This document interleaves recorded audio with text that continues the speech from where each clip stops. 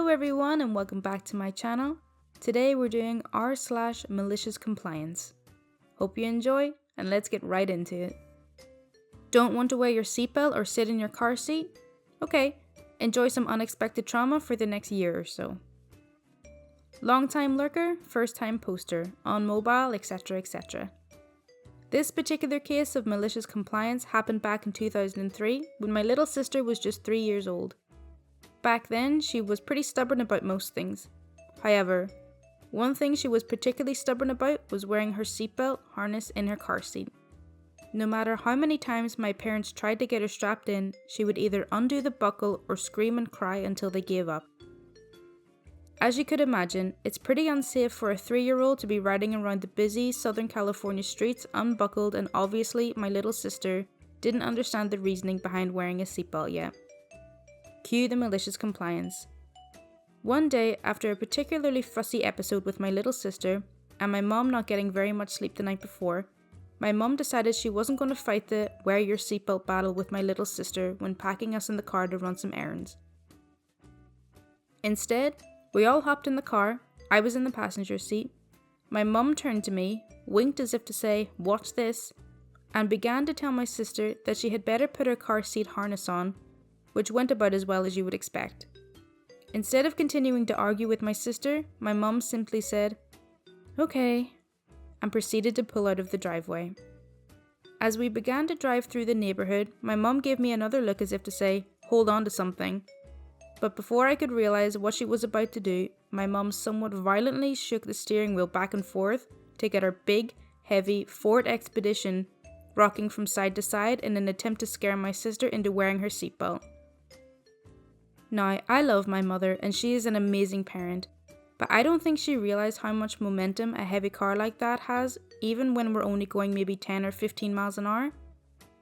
Instead of playfully tipping my sister's car seat to give her a small scare, my sister flew across the middle row of seats and smacked her head against the window, prompting my sister to scream bloody murder and my mum to start crying, thinking she just permanently gave her little girl brain damage. Don't worry, my little sister was totally fine, but instead of getting a little scared, she was now terrified. Ever since that incident, whenever my sister would get into the car to go somewhere, my parents couldn't even start the engine without my sister screaming out of pure terror that she didn't have her seatbelt on yet, and would begin to cry. Mission accomplished, I guess? It actually became kind of an issue whenever we tried to leave the house, because we had to assure my sister that she was safely strapped in for the journey. After a little while, my sister eventually got over her over-the-top fear of being in a car without a seatbelt on, but now she's definitely the most cautious driver I've ever seen. Customer complained about not being able to tell what was inside the box without opening it. We made sure they couldn't miss it. Background: I work in customer service at a company that manufactures seats. Seats are comprised of 3 parts essentially: seat, base frame and legs. One customer purchased 120 seats with 120 base frames and 240 legs. We shipped the full order on 11 pallets and our customer received 11 pallets. Our customer is a middleman distributor that just buys from us and ships it right back out. Situation: we shipped them the full order and they sent it to their customer. Their customer claimed we never sent the 120 base frames. Now, I can believe we may have missed 1 or 2 or even 5, but never 120. I went through all our records and found we shipped the order in full. Our customer was not wanting to hear that, so they kept pushing, claiming that they never sent 120 base frames, all while never getting or showing any proof from their customers that they never received any frames. After 2 weeks of back and forth arguing and us making 120 new base frames for them, their customer opened the rest of their boxes and found the missing base frames. After the ordeal, which was not % our fault, our customer demanded that we label all our orders with the contents of what is inside. We already put part numbers and blueprints on the boxes. I told them, "Don't worry, we'll make sure you can't miss it. Big letters, okay?" "Thank you, please do that," said our customer. I went to base frame packaging and production and told him the situation. We all laughed at the stupidity and he proceeded to grab a can of spray paint and tag the boxes for their next order. I'll insert the images here.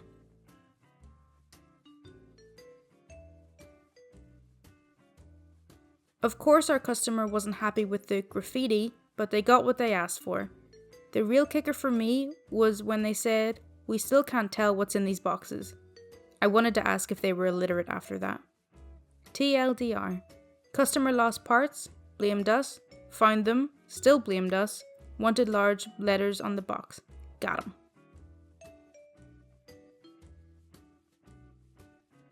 Oh, you're the manager's wife? This is my first post ever and from a phone, so hang in there. I was previously a manager at a store which was not doing very well, so therefore we were always short-staffed. This instance happened during the holiday season. I was the only manager on duty and our jewellery department was extremely busy. Only certified employees can go behind the counter or a manager, and on this particular day there was only 2 qualified employees. I got a call to the jewellery department saying they were busy and had a very angry customer. I was used to this, so I walked up calmly with a smile on my face as I always do. When I rounded the corner, I saw this lady banging her fist on the counter exclaiming, "Where are all the employees? This is ridiculous." I understood her frustration, but it's never the employee's fault when a store is understaffed, and since we were all being polite, her rudeness was not warranted. One of my jewellery associates was with the customers who were very understanding of how busy we were and how hard we were working.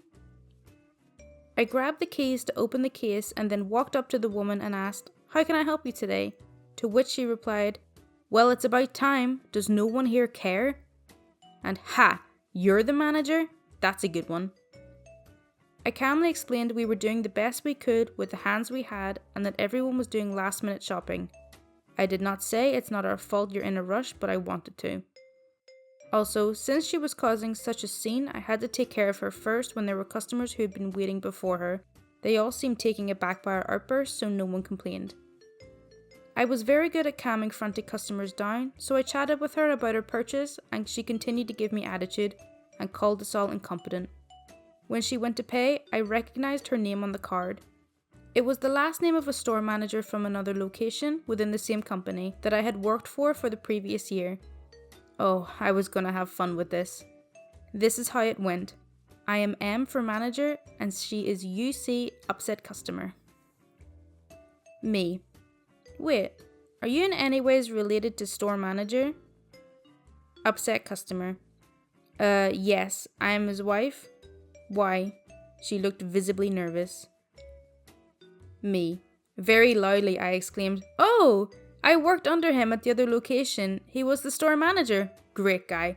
I know they are short-staffed right now as well. Hope they're doing okay. Some customers can be rough about the lines here. Tell him I say hi. Actually, I owe him a call. It's been almost a year." Upset customer.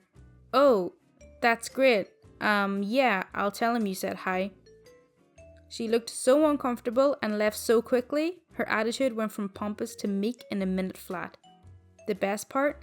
The understanding customers who had been with my employee overheard everything, and the lady walked over to me and said, "Don't worry, your employee told me about the online survey. I can't believe how she talked to you and I will let the company know."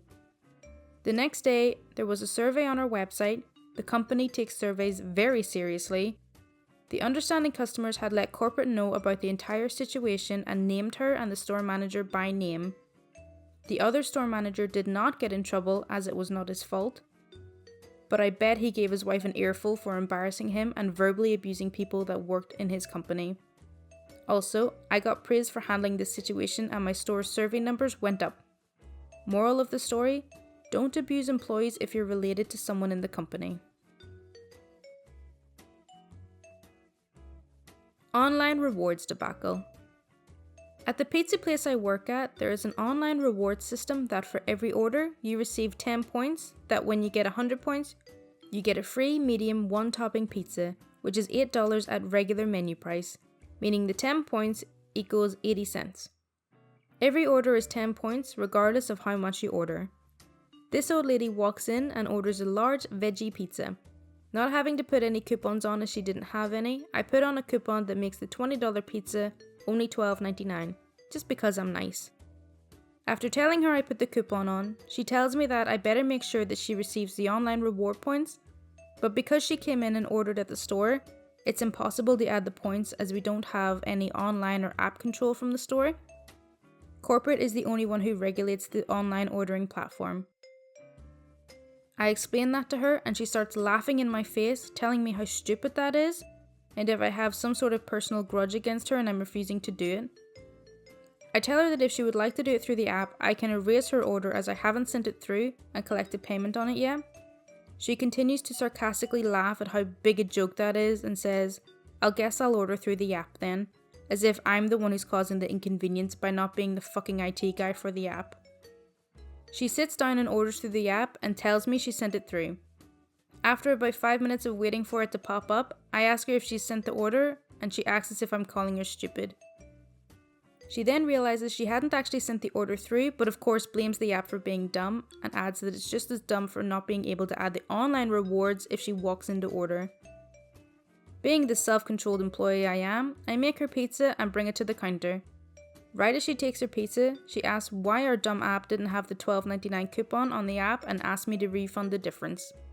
Wanting to smack her in the fucking head, I politely explain that the coupon is an in-store coupon only and online orders don't qualify as I smile my ass off. She of course storms out and says she's never be back. I look at the receipt and notice this bitch paid $25 including tax for one fucking pizza, over 80 cents of reward points, but she wanted it her way. Thank you so much for watching. As always, if you want to see more content like this, then please do subscribe. Bye!